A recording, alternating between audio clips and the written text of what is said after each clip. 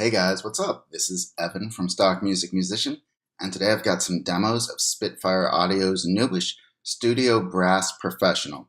This thing is incredible if you're going for a symphonic brass sound. I've done a full review of it, which I'll be releasing on Thursday, for those of you that aren't watching this in real time, there'll be a link down to it below, so you can check that out. And so before we go any farther, I just want to let you know that this was a review copy that I'm using here. But I'm going to walk you through some of the articulations, some of the sounds, and just let you hear it. Let your ears do the talking for you. So let's just dig in. We've got the horns lined up here. Along the left, it's the standard Spitfire audio interface. You've got the different articulations here you can choose from. The microphone placement, and an ability to control dynamics, release, tightness, reverb, and expression. And then if you go over here, you actually have a mixer of all the different microphones, close 1, close 2, tree 1, tree 2, etc. Also the ability to do some things with legato, with round robins, etc. And then an ostinatum section, which I guess isn't available on this particular patch. Then along the left side, you've got all of the basic patches that are going to include all of the articulations. You can see you've got horn solos, piccolo trumpets, trumpet solos, bass trumpets, contrabass, tubas, contrabass tubas, zimbassos, euphoniums, and not all of these sounds come with a studio string standard, but they all come with professional. But you'll still get a sense for the sound, which are just, they are some of the most realistic sounding brass I've heard. There are still definitely occasions where it will sound cheesy. That's, I think, brass for you. You have to be smart about how you're using it.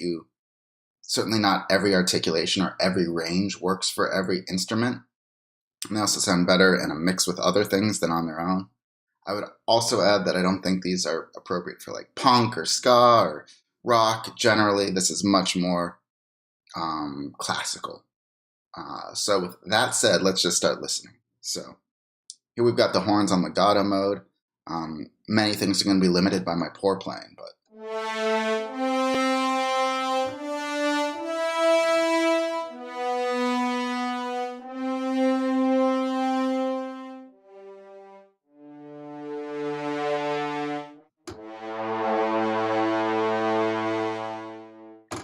to me, that sounds very realistic, and it would sound even more realistic if I knew how to play. We'll listen to a few more of the horns here, and then we'll move reasonably quickly, but we're going to try with the cone sword. And I just need to crank up the volume here a bit.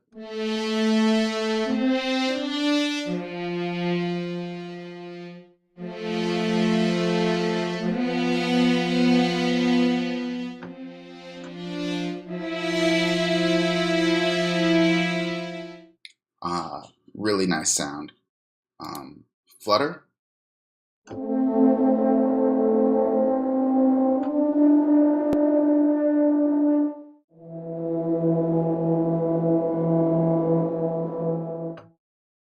of course, you've got staccatissimo.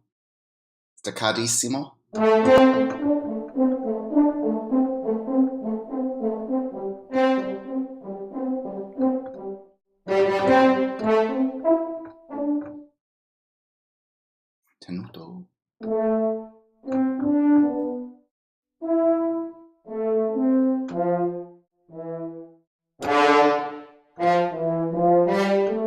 So they're velocity sensitive. You can hear if I hit hard versus soft.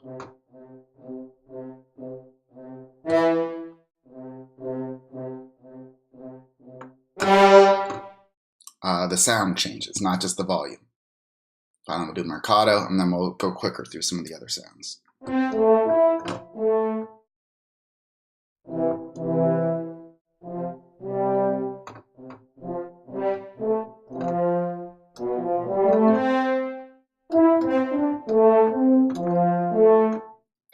That doesn't sound as good to me as some of the other ones.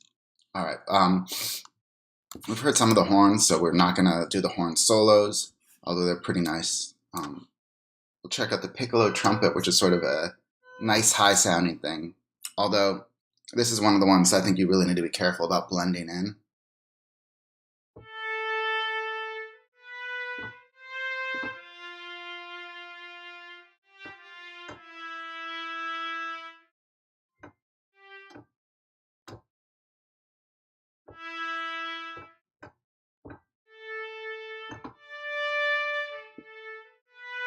Like that all sounds good, but then if you go up to the top of the range,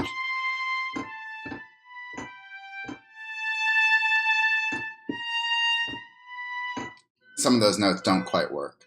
And I apologize for the noise outside of my room, if you can hear that.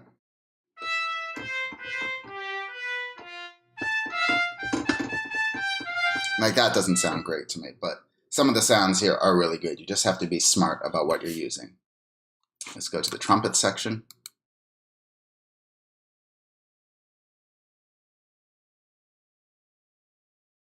And these tend to sound even better when you get everything mixed together and start doing this lush sort of evolving sound. So let's go with the long trumpets here.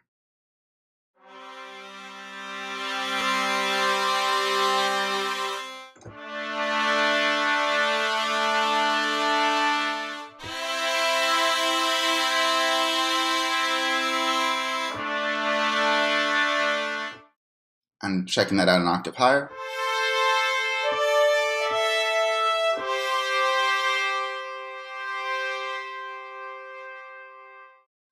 And it responds very well to the dynamics knob. It feels very natural to play with it, especially if I could play better. But that's why they have created automation. Staccato trumpets.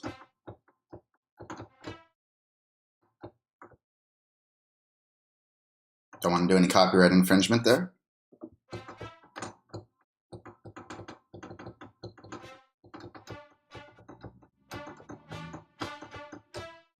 Sounds very good to me. Let's just check that out on Marcato.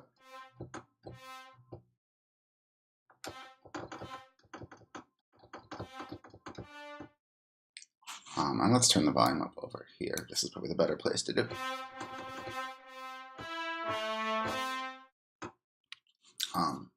Also sound very good to me. Trumpets through much more of their range, I think. Now the kind of unique bass trumpets.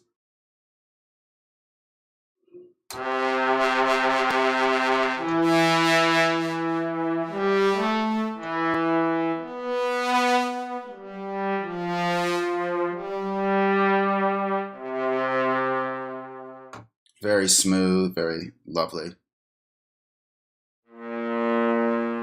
Not super bassy as things go, but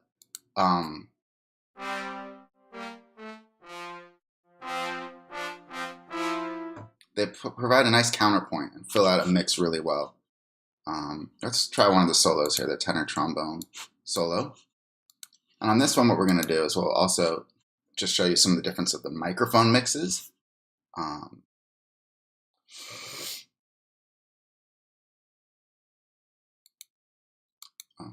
Come on. So we'll listen to it with the tree, and then we'll bring in the close mics.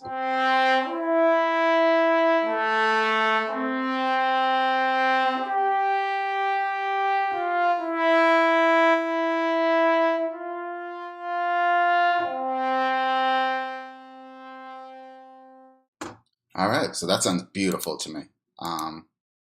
Now this is a close mic here. Let's let it load for a sec.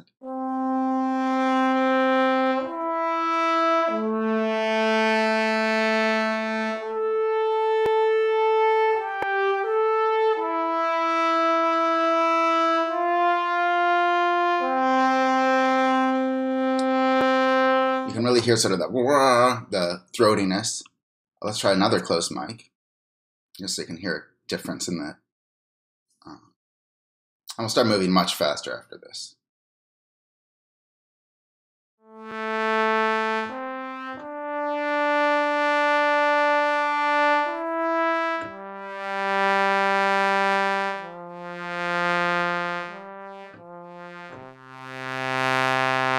That one actually sounds a little phasey to me, but let's try turning on the tree and see if maybe it combines better.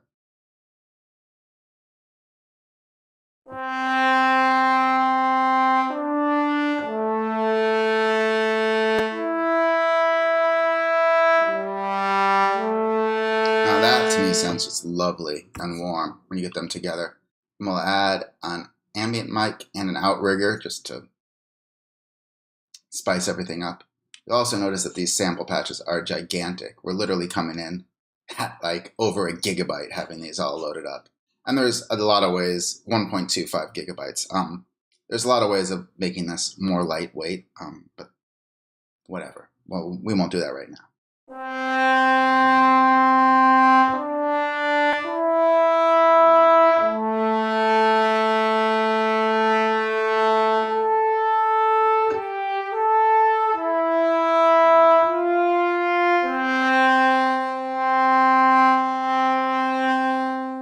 That sounds really good to me. I mean, that sounds incredible to me. That does not sound like a synth too much, especially if I could play it better. So now we'll also just show you what the reverb sounds like jacked up.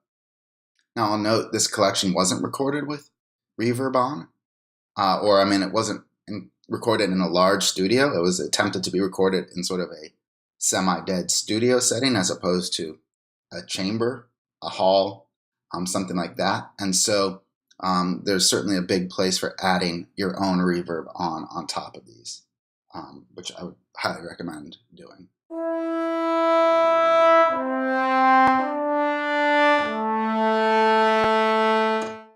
And now without any other reverb.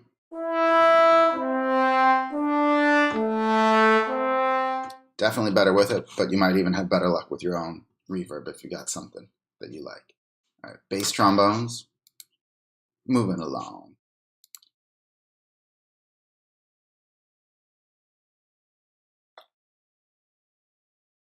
I want to stay hydrated while we're doing this. Okay. And you'll notice how the keyboard scale just, there we go, moves down.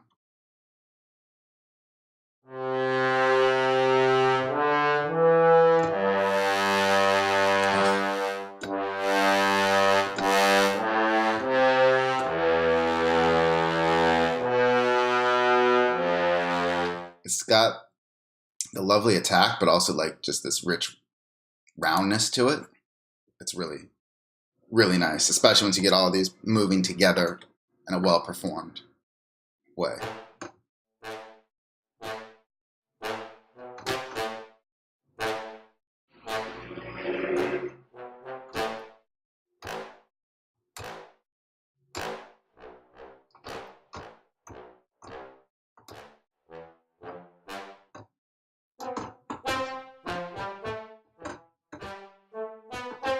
This sounds pretty good throughout its whole range.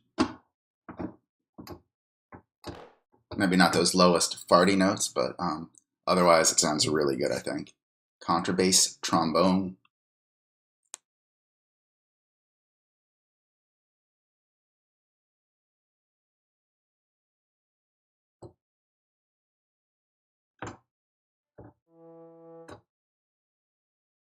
I'm going to turn this one up a bit.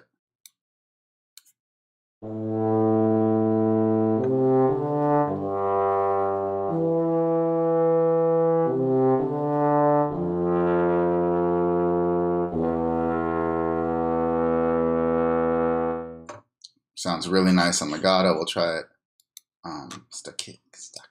staccatissimo.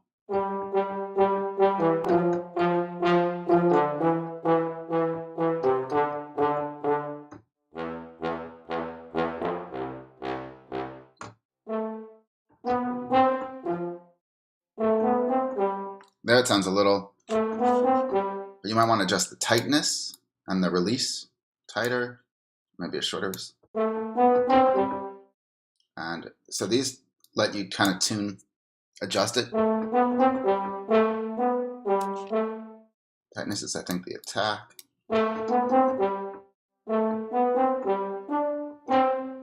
And that sounds much more realistic, even just dialing those two in. All right, moving on to the tuba.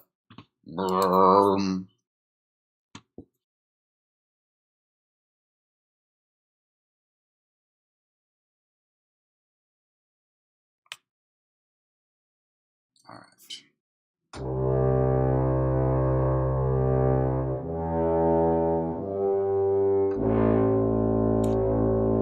I'll turn this one up for you guys too. And we'll go with the consort.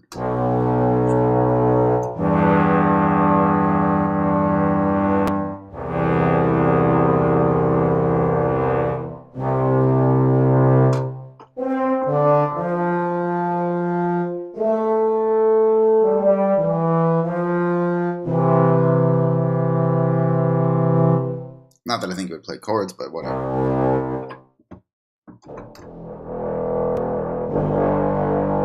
Really nice sounding. Sforzando.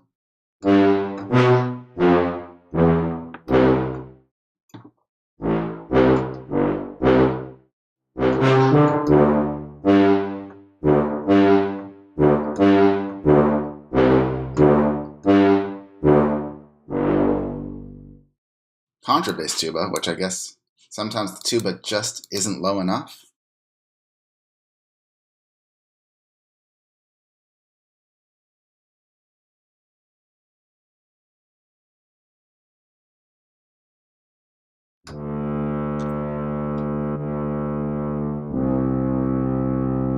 This is just almost a sub.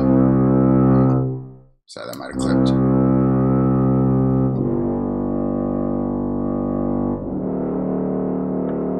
Ominous.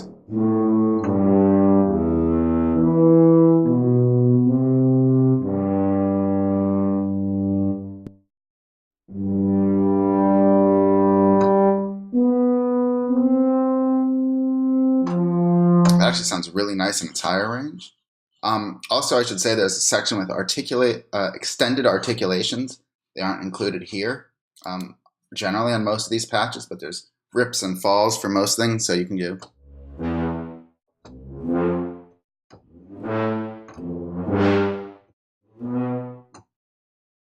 Or a fall. All right, let's check out this cimbasso. Some sort of bassy thing.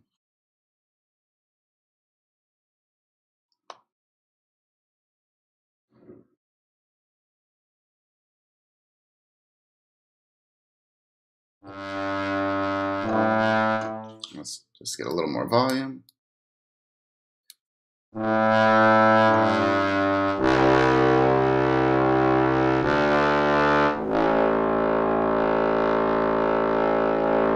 Been ominous there.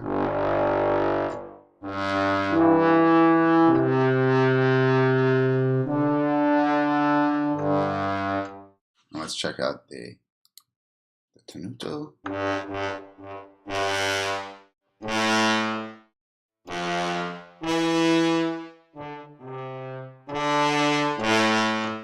And finally, the marcato, of course.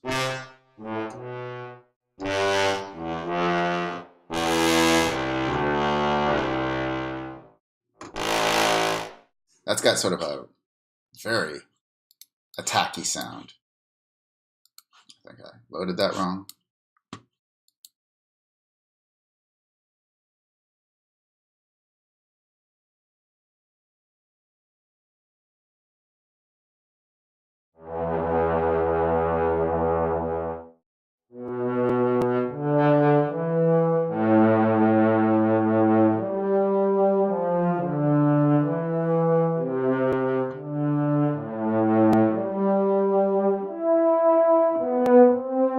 It's a very sweet sound on the euphonium. I don't really know what it is, but it sounds nice. We'll turn the vibrato down a bit.